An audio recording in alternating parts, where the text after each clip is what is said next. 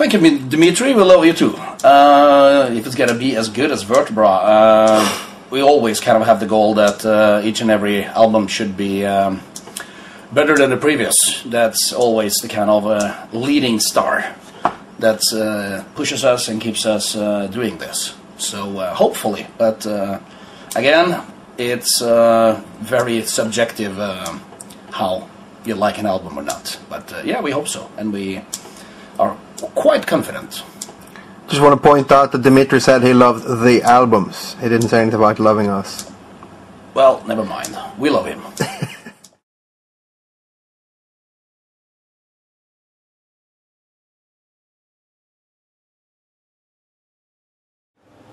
Yeah, I guess the influences are a lot of the same these days as they've been for many years.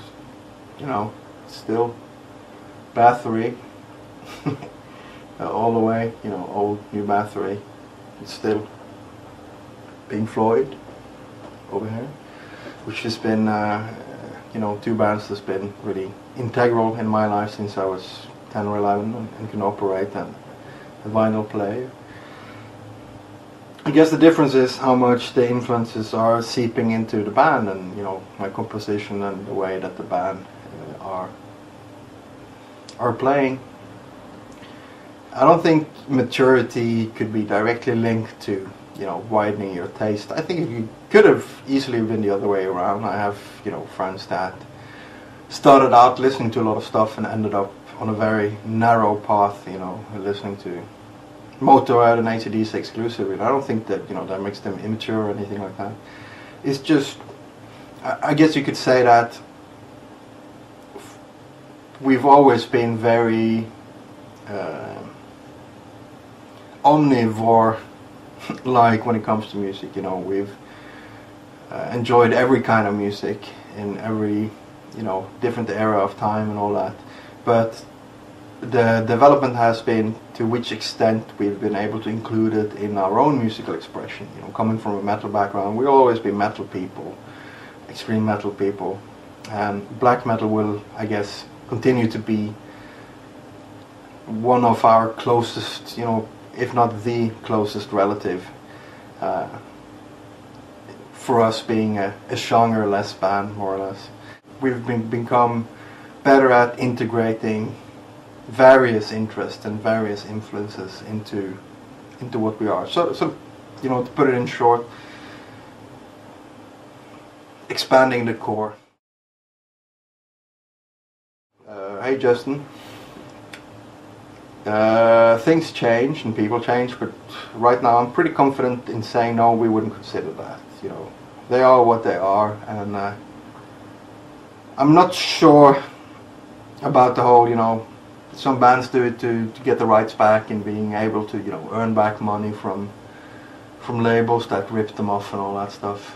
I guess it depends, you know, if you recorded an album and people can't and never really got it, you know, they released it in 200 copies and went bankrupt and you can't get the masters back, then would it be, if it was to make it available because nobody could get it, then it could be an interesting question. But just, you know, to find a way to circumvent contracts and stuff like that, I think it sort of kills both the original old album and the whole new thing. We've never been in that situation, you know. I can listen to old stuff and I can hear myself playing, you know, the wrong notes and having the wrong timing on the guitar, but it never makes me want to re-record or anything like that. You know, it has its flaws and that's part of the charm.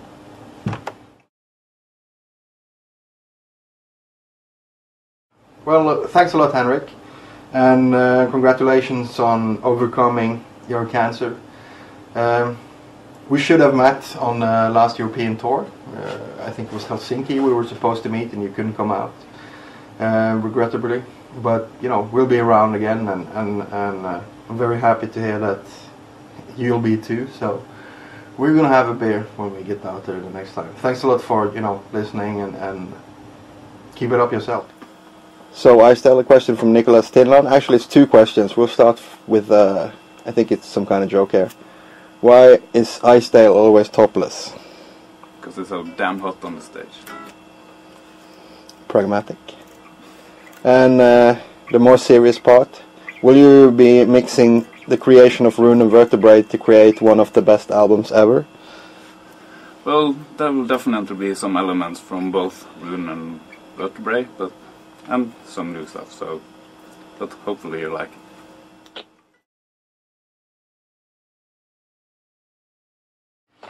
When we create an album, it's pretty, we have some kind of recipe, I guess, that's developed over the years. First, I make the basic compositions for the songs. I'll write sketches and record some demos in my home studio, and present, the finished idea for a song to the other guys. Then Herman and Grutle, the two vocalists, will develop the songs further, by looking into the arrangements to make them fit the vocals and so on. Then, we'll take their comments along with my reactions to, their vocal arrangements and put together in the rehearsal room. Then we'll do pre-production, test out ideas, how they sound when they're being recorded and when the songs are being played, by everyone in the band. With Kato and Icedale adding, their musical brilliance to the songs. And finally, we'll go into the studio. And sometimes things change there too. So I guess you could sum it up: composition by me, arrangement with me together with the singers, and finally working out the details in the rehearsal room before going into the studio.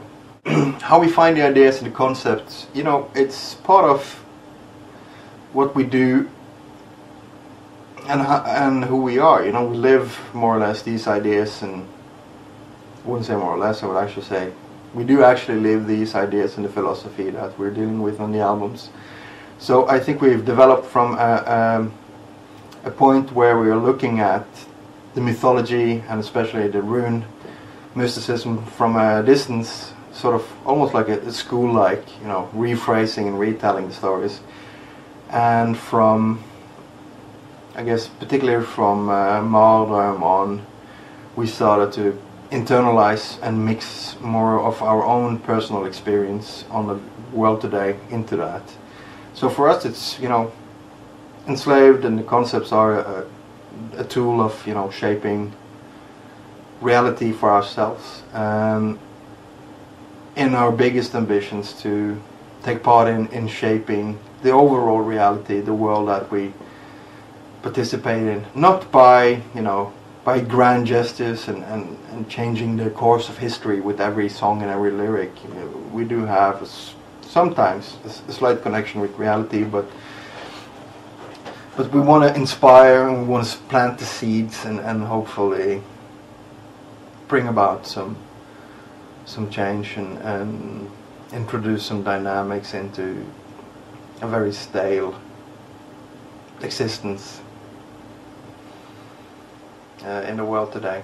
The concept on the new album, we want to keep that a little bit of a secret. Just let's say we're introducing, or we're dealing heavily with two concepts that we see as two sides of the same thing. On one hand, objectivity. We want to talk about, we want to really go in depth about objectivity in connection with rune mysticism and mythology. We live in an age where objectivity is probably becoming something very unknown. People have a fear of it. Everything is neurotically subjective, Nothing's right or wrong. Everything's just, eye of the beholder and never changing. Somebody steals from you or attack you. You're not supposed to react from your instinct or your gut. You're supposed to feel sorry for the attacker, the thief, because he's probably, had some history behind him that made him come to the point where he's actually, stealing from you or attacking you. Those kind of, just a very banal exemplification of the dilemma of objectivity. On the other hand, and I guess that's my project on the album, I think Grutle this time is dealing about, we're sort of maybe changing a bit of roles this time. Earlier on I would deal a lot of psychological side of the concept, and he would take more of a real world approach to it. Maybe we're changing it around. I know he's working a lot on the idea of a holistic view on the mind and seen in connection with especially the teachings of Odin found in Håvamål and so on. But we'll get back to that.